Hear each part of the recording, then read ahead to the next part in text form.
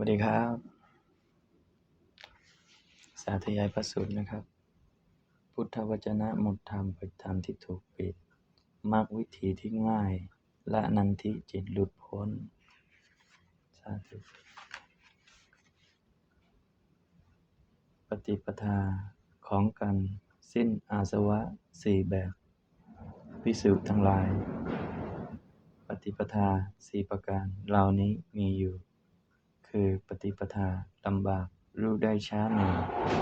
ปฏิปทาลำบากรู้ได้เร็วหนึ่งปฏิปทาสบายรู้ได้ช้าหนึ่งปฏิปทาสบายรู้ได้เร็วหนึ่ง